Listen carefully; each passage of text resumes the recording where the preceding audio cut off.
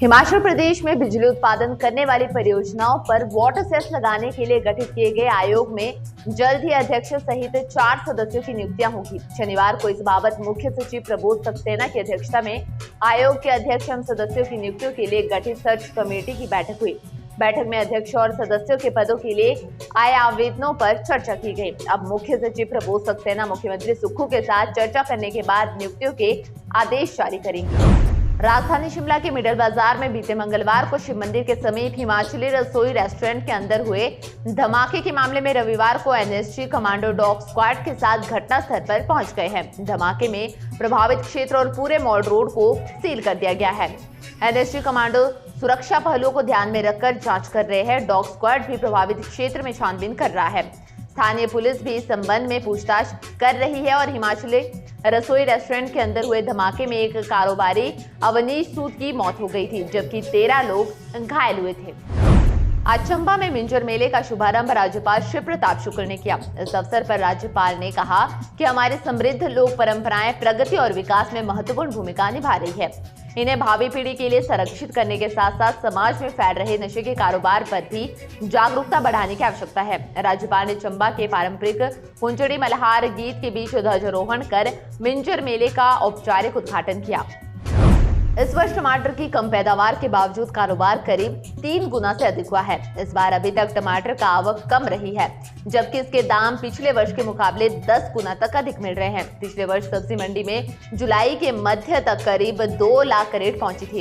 इससे करीब 7 करोड़ कारोबार हुआ था। इस बार अभी तक 1,15,482 कैरेट पहुंच चुकी है, जबकि 19 करोड़ 63 लाख रुपए का कारोबार हो चुका है और जबकि अभी मंडी में टमाटर की आवक जारी है। सेब के लिए मशहूर हिमाचल प्रदेश में अब कॉफी के पौधे भी अपनी महक बिखेरेंगे। पूर्व इंडियन कॉफी बोर्ड के सदस्य डॉक्टर विक्रम शर्मा ने अपने गृह क्षेत्र घुमारवीं में कॉफी उगाने का सफल ट्रायल किया है। उन्होंने चंद्रागिरी नामक किस्म का सफल ट्रायल किया है। इसके साथ ही वह क्षेत्र में मसालों के उत्पादन को भी बढ़ावा दे रहे हैं। उत्तर भारत में कॉफी का उत्पादन बड़े स्तर पर नहीं होता है, क्योंकि विशेषज्ञों का मानना है कि इसके लिए यहाँ की जलवायु अधिक अनुकूल नहीं है। इसके बावजूद बिलासपुर के डॉक्टर विक्रम ने चंद्रागिरी किस्म का सफल ट्रायल कर दिखाया है। हिमाचल प्रदेश में आपदा के बीच लोगों के सामने एक और मुसीबत खड़ी हो गई है। भवन सामग्री के दाम बढ़ने से नया आशियाना बनाना अब महंगा हो गया है। दूसरी ओर प्रदेश में डीजल पर 3 रुपए वेट बढ़ाने से भी भवन निर्माण की सामग्री के दाम बढ़ गए हैं। इस वजह से बीते दिनों आई बाढ़ में तबाह हुए भवन, होटल, दुकानों को नए सिरे से बनाना महंगा हो गया है। असम में गरीब परिवारों की लड़कियों की तस्करी के मामले में हिमाचल प्रदेश के कांगड़ा जिले के तार जुड़े हैं। मामले में पारमपुर क्षेत्र के एक दंपति को असम पुलिस ने गिरफ्तार किया है। कांगड़ा पुलिस भी असम पुलिस से जानकारी जुटाकर मामले की छानबीन में जुट गई है। पता लगाया जा रहा है कि लड़कियों की तस्करी के मामले में कांगड़ा जिले के अन्य इलाकों के लोग तो संलिप्त नहीं है। हिमाचल प्रदेश में मानसून के कारण हुई दुर्घटनाओं में मरने वालों का आंकड़ा 150 को पार कर गया है।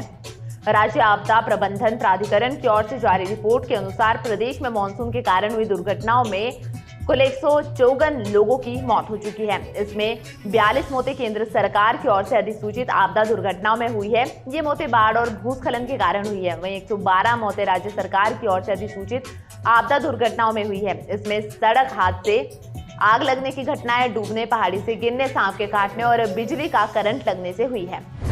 सांसद भारत दर्शन योजना के तहत इस वर्ष होनहार विद्यार्थियों की सूची जारी हो गई है। इस बार सांसद भारत दर्शन योजना पर जाने के लिए 21 प्रतिभाशाली बेटियों का चयन हुआ है।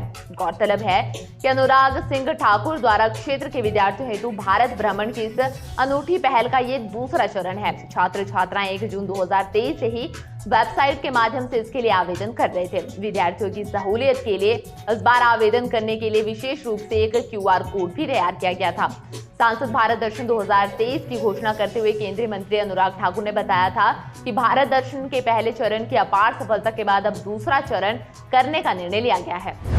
अब HRTC की सभी बसें हिमाचल की सवारियों को inter state terminal Kashmiri gate Delhi bus stand में उतारेगी। बस अड्डा अब बसों की आवाजाही के लिए खुल गया है। इससे पहले दिल्ली की सड़कों पर बाढ़ आने से जलमग्न होने से एचआरटीसी बसें यात्रियों को केवल सिंधु बॉर्डर तक ही छोड़कर प्रस्थान कर रही थी, लेकिन अब निगम की ऑर्डिनरी, डीलक्स, एसी वॉल्वो बसें state terminal Kashmiri gate Delhi bus अड्डा के लिए प्रस्थान कर रही है। हिमाचल प्रदेश की आम जनता की सुविधा को मद्देनजर रखते हुए हिमाचल पथ परिवहन निगम की ओर से ऑनलाइन एडवांस करंट बुकिंग शुरू कर दी गई है।